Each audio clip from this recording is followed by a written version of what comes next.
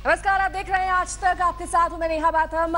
8 राज्यों में 10 विधानसभा सीटों के उपचुनाव में बीजेपी का परचम लहरा रहा है। एक का नतीजा आ चुका है जिसमें बीजेपी को जीत हासिल हुई है। उपचुनाव में बीजेपी का जलवा दिखाई दे रहा है। 10 सीटों में 5 पर बढ़त हासिल है, 1 सीट पर जीत हासिल हुई है। टीएमसी 1 सीट पे आगे है, जबकि कांग्रेस 3 सीटों में आगे है।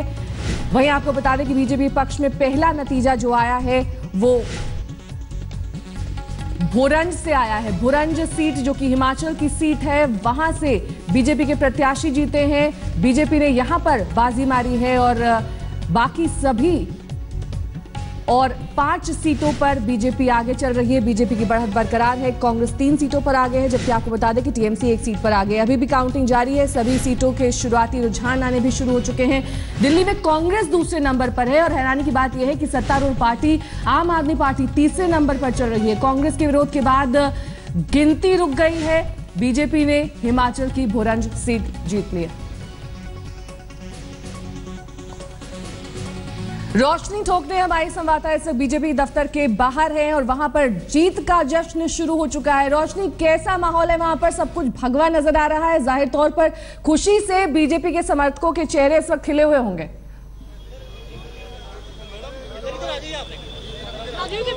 देखिए, मैं काउंटिंग सेंटर के बाहर हूं नेहा और तस्वीरें आपको दिखा दूं कि यहाँ पर जो कार्यकर्ता है उनमें आपको उत्साह देखने को मिलेगा। जीत की खुशी जो है वो साफ तौर पर इनके चेहरों पे नजर आ रही है। कितने खुश हैं आप लोग? हम बहुत खुश हैं, बहुत ज्यादा खुश हैं कि हमारे मनजिंदर सिंह सिरसा की जीत हुई है, हमारे मोदी जी की जीत हुई है। हमें आज इतनी खुशी हुई है कि अब हमें ये उम्मीद लग गई है। क्या क्या कहेंगे, कितना उत्साह है? आज मैडम विसाखी का दिन है और विसाखी के दिन पे सरदारों के हित में रिजल्ट आ गया है, इससे हमें बहुत खुशी है। अब सारी जनता यहाँ पे बहुत खुश है और मनजिंदर सिंह सिरसा की जीत की जश्न। हाथ में आपके क्या? ये इस बार लड्डू है, ये क्या कहते हैं सिरसा। आप देखेंगे कि लड्डुओं खिलाने का दौर जो है वो शुरू हो चुका है। राजीव जी लड्डुएं खिलाना। रोशनी, आपके पास लौटेंगे। इस वक्त हमारे सहयोगी अशोक सिंघल मौजूद हैं दिल्ली में। बीजेपी प्रभारी मनोज तिवारी के पास और वीरेंद्र गुप्ता भी उनके साथ मौजूद हैं, उनसे वो बातचीत कर रहे हैं। सीधे आपको लिए चलते हैं अशोक सिंघल के पास। राजौरी गार्डन विधानसभा बाई इलेक्शन सीट से बीजेपी काफी उत्साहित है, जिस दिन से परफॉर्मेंस की है। बात करने के लिए हमारे साथ मौजूद है दिल्ली बीजेपी अध्यक्ष मनोज तिवारी जी और सीनियर लीडर विजेंद्र गुप्ता जी। मनोज तिवारी जी, जिस ढंग से बीजेपी ने परफॉर्मेंस दी है राजौरी गार्डन बाई इलेक्शन में, किस ढंग से देखते हैं आगे के लिए? हम इसको आगे के लिए इस रूप में देखते हैं कि जैसे पूरा देश बीजेपी में विश्वास जताया है, नरेंद्र मोदी में विश्वास जताया है, वैसे ही दिल्ली भी अब पीछे की अपनी त्रुटि को सुधार करते हुए बीजेपी को दिल में भी बसाया है और अब दिल्ली में भी बसा रहा है। विजेंद्र जी, आम आदमी पार्टी की खराब परफॉर्मेंस क्या वजह रही? देखिए, ये रेफरेंडम है आम आदमी पार्टी के अगेंस्ट और मैं यही कहूँगा कि 2 साल के अंदर अंदर जिस पार्टी ने 67 सीट जीती थी, उससे आप अंदाज़ा लगा सकते हैं कि कितने विश्वास के साथ लोग इनको लेकर आए थे। इन्होंने कहा था हम राजनीति बदल कर दिखाएंगे, हम एक नई राजनीति की शुरुआत करेंगे, हम सादगी की। लेकिन जब आप 16,000 रुपये की थाली में शराब के साथ मंत्रिमंडल के अपने घर पे भोज करते हैं, तो लोगों को समझ में आ गया कि एक प्रकार का ये ढकोसला है, इनके कथनी और करनी में अंतर है और ये पूरी तरह से एक फ्लॉप शो सिद्ध हुआ है। जो पार्टी 67 सीट जीती हो और आज वो जमानत जब्त होने की तरफ बढ़ रही हो, तो इसको क्या कहा जा सकता है? लोगों को निराश किया है, लोगों के साथ विश्वासघात हुआ था और अब ये एक लॉन्चिंग पैड में मानूंगा आज का ये परिणाम कि आने वाले दिनों में आम आदमी पार्टी का पंजाब में, गोवा में दावे किए गए थे, वहाँ बुरी तरह हारे हैं और अब दिल्ली में इनका सुपड़ा साफ होगा और ये पार्टी अब समाप्ति के कगार पर है। मनोज जी, पार्टी समाप्ति का कगार, लेकिन केजरीवाल का कहना है कि ईवीएम को खत्म करके बैलेट पेपर की तरफ जाना चाहिए क्योंकि इसमें गड़बड़ियां हैं। बीजेपी का हर वोट बीजेपी को डलता है। असल में वो चाहते हैं कि ईवीएम भी उनके लिए मनीष सिसोदिया की तरह काम करे, वो जो कह दे बस वही उसको लेके आए। अरे भाई, ईवीएम है, ईवीएम जनता का जो मत होता है उसको दर्शाता है। अगर ईवीएम आपको 70 में 67 सीट देता है तब तो ईवीएम बड़ा अच्छा है, ईवीएम की आरती उतारोगे आप। और जब ईवीएम आपकी जमानत जब्त करा देता है तब आपको ईवीएम पे डाउट होता है। तो ये दोनों तो नहीं चल सकता। अब बिल्कुल ठीक कहा विजेंद्र जी ने कि एक्चुअली उन्होंने नई राजनीति करने की बात कही, लेकिन नई राजनीति की परिभाषा नहीं दी। आज नई राजनीति की परिभाषा उनकी ये है कि उनका मंत्री फर्जी डिग्रीधारी, उनका मंत्री हवाला कारोबारी, उनका मंत्री बलात्कारी। अब आगे क्या बोले मनोज तिवारी। विजेंद्र जी, अब आगे एमसीडी के चुनाव हैं अभी, और आप क्या लगता है, क्योंकि वो कह रहे हैं कि बीजेपी ने यहाँ कुछ काम नहीं किया एमसीडी के अंदर। मैं खुली बहस की चुनौती देता हूँ केजरीवाल जी को। वो सेंट्रल पार्क में आ जाएं कनॉट प्लेस के, या जहां वो कहें, मैं उनसे हर मुद्दे पर बहस करने के लिए तैयार हूं। लेकिन मैं ये चाहता हूं वो फोटो ना खेलें। वो लोगों का ध्यान हटाने के लिए इस तरह के बेहुदे होर्डिंग लगा रहे हैं जिसमें अपने विरोधियों की फोटो को टेंटेड किया जा रहा है। सवाल ये है कि जो पार्टी में मुद्दों पर बहस करने का मादा नहीं है, दम नहीं है, जो लोगों के बीच में जाने से कतरा रही है, जो सिर्फ परपंच करने में विश्वास रखती है, तो ऐसे में मैं केजरीवाल जी को यही कहूँगा कि अब वो वापस चले जाएं। राजनीति में लोगों ने उनको नकार दिया और उन्होंने एक बात कही थी कॉल बैक की, तो उसका प्रावधान करने की बात की थी। ये रेफरेंडम होगा उनके खिलाफ, और उनको आने वाले चुनाव में अगर शिकस्त मिलती है, जिस तरह से रजौरी गार्डन में शिकस्त मिली है, तो उनको राइट टू रिकॉल के आधार पर अपने आप को विड्रॉ करना चाहिए। आज अगर सवाल हो जाए, आज चुनाव हो, कितने उत्साहित हैं आप लोग? हम बहुत उत्साहित हैं, और उत्साहित इसलिए हैं कि हम जिस भाव के साथ जनता के पास जाते हैं, जनता ने हम पे भरोसा किया है। लेकिन ये जो चुनाव का रिजल्ट आ रहा है ना, आज अगर चुनाव हो जाए तो यही रिजल्ट होगा, और आम आदमी पार्टी को एकदम से ऐसे कान पकड़ के निकाल के दिल्ली बाहर कर देगी। धन्यवाद। कैमरामैन संजीव के साथ अशोक सिंघल, दिल्ली आज तक। और सीधे आपको ले चलेंगे मनीष सिसोदिया, इस वक्त कुछ बोल रहे हैं उपचुनाव पर। कोशिश की थी बात करने की, लोगों को समझाने की, लेकिन नतीजों से समझ में आ रहा है कि लोग माने नहीं, लोगों में नाराजगी कम नहीं हुई। तो अब कोई बात नहीं, ये तो उपचुनाव था, आगे के चुनाव के लिए हम तैयारी करेंगे और राजौरी गार्डन के लोगों को समझाने की भी कोशिश करेंगे। तो ऐसी कोई चिंता की बात नहीं है। राजौरी गार्डन के लिए जो काम जर्नैल सिंह ने शुरू किए थे या दिल्ली सरकार आगे आने वाले समय में करेगी, वो राजौरी गार्डन के लिए हम पूरी शिद्दत से उसी तरह से करते रहेंगे जैसे पूरी दिल्ली के लिए करेंगे। मनीष जी, बाय पोल था, लेकिन बीजेपी कह रही है कि ये कहीं ना कहीं शुरुआत है जो एमसीडी इलेक्शन में होने वाला है, उसके उसी पर। चलिए, वो तो एमसीडी इलेक्शन में बताएंगे, लेकिन बाय पोल तो बहुत जगह हुए हैं जहाँ बीजेपी लहर के बाद 282 सीटें जीतने के बाद ठीक अगला बाईपोल कौन हारा, चाहे बनारस में हारे या लखनऊ में हारे, तो उस तरह की चीजें नहीं है। हम दिल्ली के पिछले 2 साल में दिल्ली सरकार ने जितने काम किए हैं उसके दम पे दिल्ली का नगर निगम का चुनाव जीतेंगे और पूरी शिद्दत से जीतेंगे। निगम चुनाव में कोई असर होगा इसका? नहीं, जीतेंगे।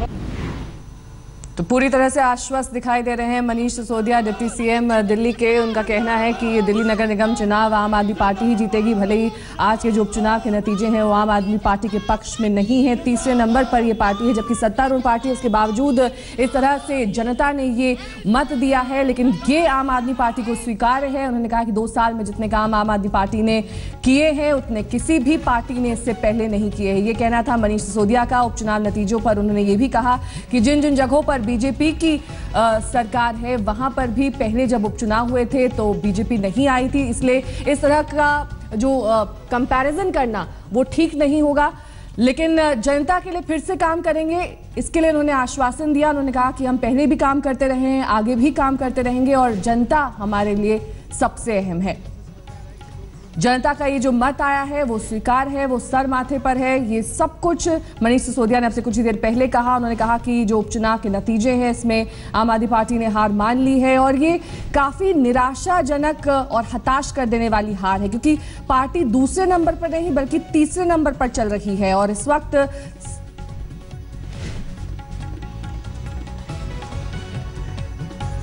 उनका यह भी कहना था कि जर्नैल सिंह की वजह से भी लोगों में गुस्सा है, इसकी वजह से भी जो नतीजे आए हैं वो आम आदमी पार्टी के पक्ष में नहीं है। तमाम बातें मनीष सिसोदिया ने कही। क्या कुछ कहा उन्होंने, सुनिए।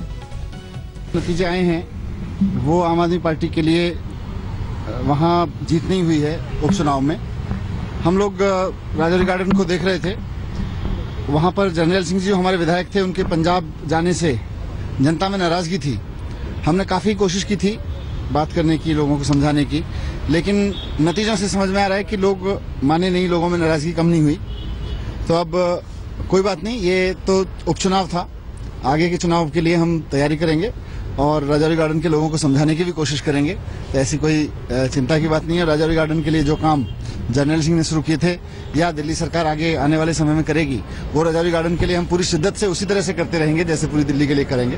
मनीष जी, बाय पोल था, लेकिन बीजेपी कह रही है कि ये कहीं ना कहीं शुरुआत है जो एमसीडी इलेक्शन में होने वाला है, उसके उसी पर। चलिए, वो तो एमसीडी इलेक्शन में बताएंगे, लेकिन बायपोल तो बहुत जगह हुए हैं जहां बीजेपी लहर के बाद 282 सीटें जीतने के बाद ठीक अगला बायपोल कौन हारा, चाहे बनारस में हारे या लखनऊ में हारे, तो उस तरह की चीजें नहीं है।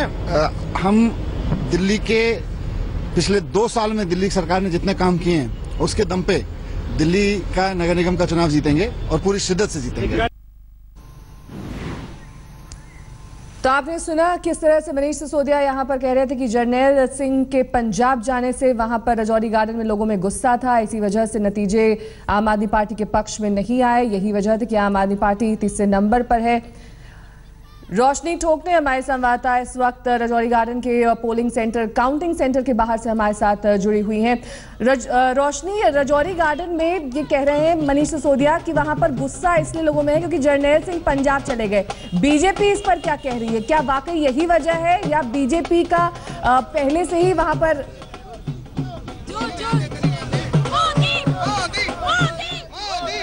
कुछ कहने की जरूरत नहीं? तस्वीरें दिखा देते हैं किस तरह की सेलिब्रेशन जो है यहाँ पर चल रहा है। ढोल यहाँ पर बज रहा है, मोदी मोदी के नारे लग रहे हैं, मिठाइयाँ जो है वो यहाँ पर बट रही है और इस मिठाई के साथ यहाँ पर कार्यकर्ताओं का क्या कहना है ये जानते हैं। क्या वजह थी आम आदमी पार्टी की हार की?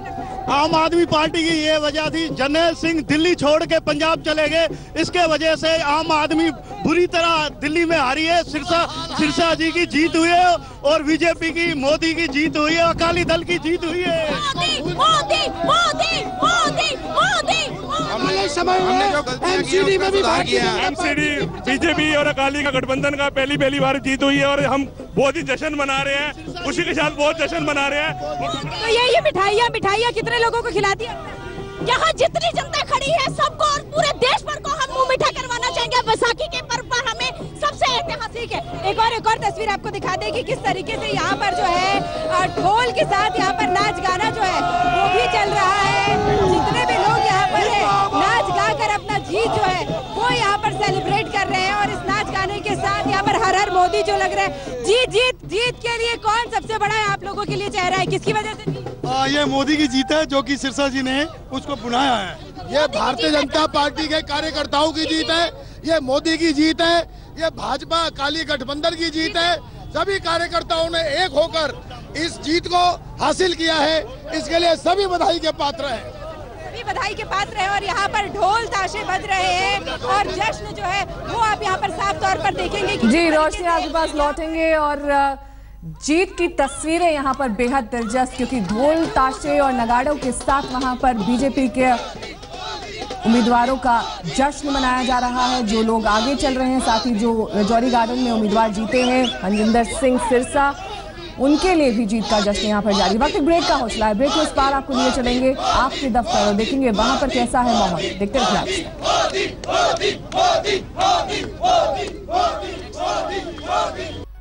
तो बड़ा सवाल उपचुनाव में ये क्या आम आदमी पार्टी का दिल्ली में जादू खत्म हो गया? सीधे आपको ले चलते हैं आपके दफ्तर के बाहर, जहां पर हमारे संवाददाता आनंद बैनर्जी इस वक्त मौजूद है। आनंद, एक तरफ तो दफ्तर खाली करने का नोटिस, दोहरा झटका आज की जो हार मिली है उपचुनाव में, इस वक्त आम आदमी पार्टी में कुछ भी ठीक नहीं चल रहा है।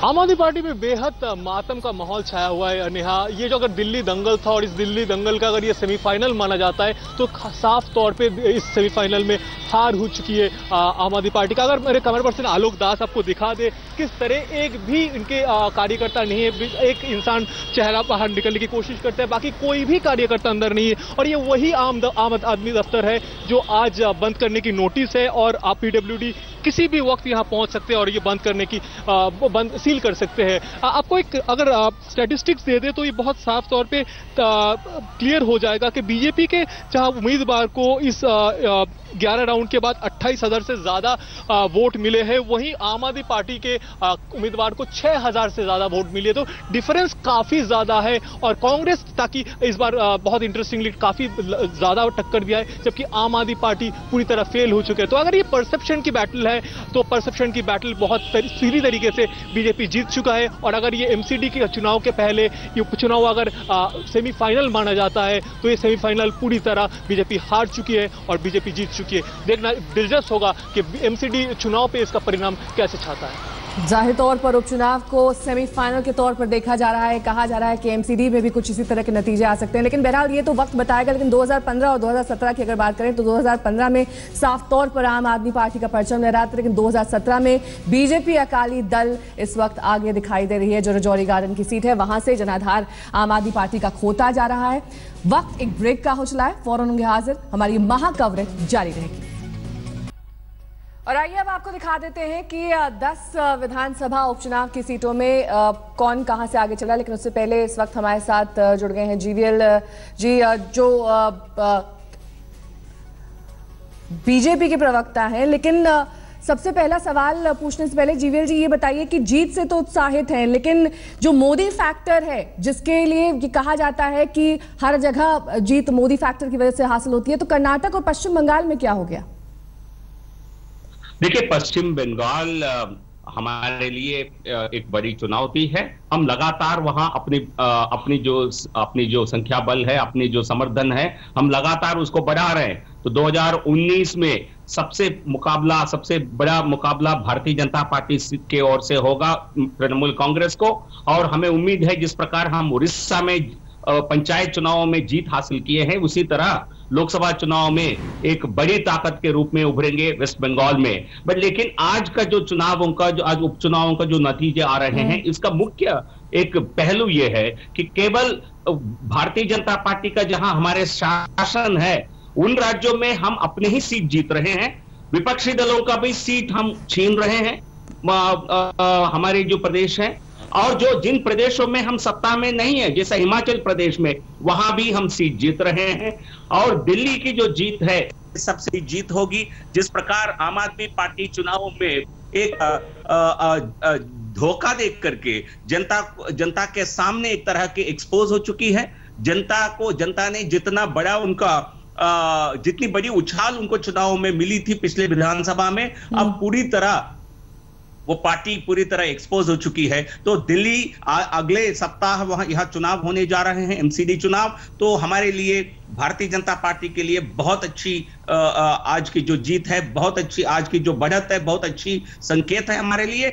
माननीय प्रधानमंत्री नरेंद्र मोदी जी की अगुवाई में, उनके नेतृत्व में हमारी जो जीतने की जो श्रृंखला है ये लगातार जारी है। देश के हर भाग में भारतीय जनता पार्टी। चलिए, बहुत बहुत शुक्रिया और बहुत बहुत बधाई आपको और आपकी पार्टी को इस जीत के लिए। और जीवीएल नरसिम्हा राव बीजेपी के प्रवक्ता, जिनको उम्मीद है और आश्वस्त है वो कि एमसीडी में भी इस तरह से ही जीत हासिल करेगी बीजेपी। बहरहाल वक्त एक ब्रेक का हो चला है, बने रहिए हमारे साथ, देखते रहिए आज तक।